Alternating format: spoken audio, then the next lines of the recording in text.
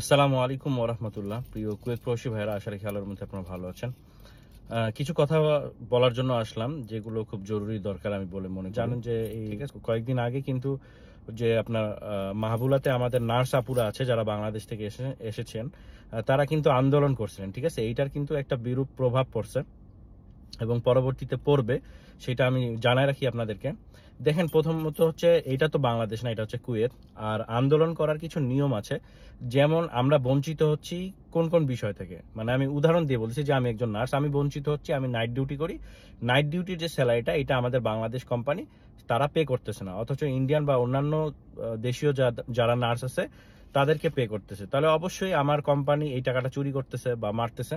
ঠিক আছে, এই একটা সমস্যা। আর কোথায় কি কি সমস্যা, খাবারের সমস্যা বা থাকার সমস্যা, এই সমস্যাগুলো নোট করতে হবে।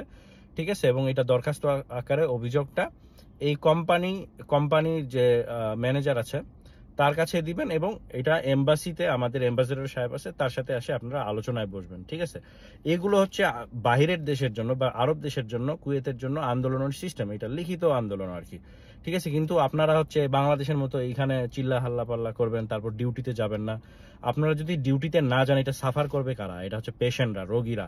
কুয়েতে কিন্তু হচ্ছে আপনার শুধু কুয়েতি রোগীরাও নাই। ঠিক আছে, এইখানে ইউরোপ, আমেরিকা, বিভিন্ন দেশের পেশেন্টরা থাকে। ঠিক আছে, তো যখন আপনি ডিউটিতে যাবেন না, পেশেন্টটা সাফার করবে, তখন কিন্তু এটা বিরাট বড় একটা সমস্যা আসবে। ঠিক আছে, ওই মিনিস্ট্রি থেকে বাংলাদেশের অ্যাম্বাসেডরকে ফোন দিয়ে বলবে যে এগুলো কি হচ্ছে। ঠিক আছে, যদি আপনাদের অভ্যন্তরীণ কোনো সমস্যা থাকে আপনারা সেটা সলভ করে নেন, কিন্তু আপনাদের জন্য তো আমাদের পেশেন্টরা সাফার করতে পারে না।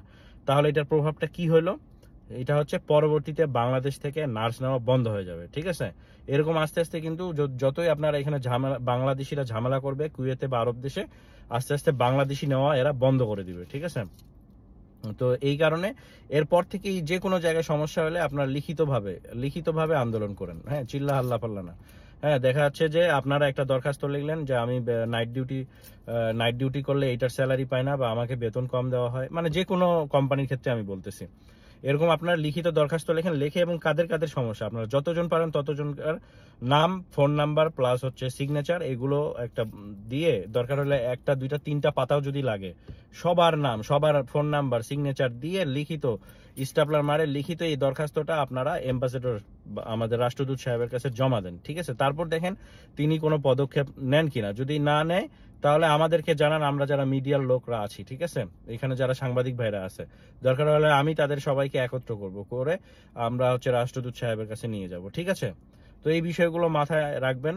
আসলে আরব দেশে গন্ডগোল করার জায়গা না, এটাতে হিতে বিপরীত হবে। আমাদের বাংলাদেশি লেবারদেরকে এরা নেওয়া বন্ধ করে দিবে। ঠিক আছে, তো এই বিষয়গুলো মাথায় রাখিয়েন।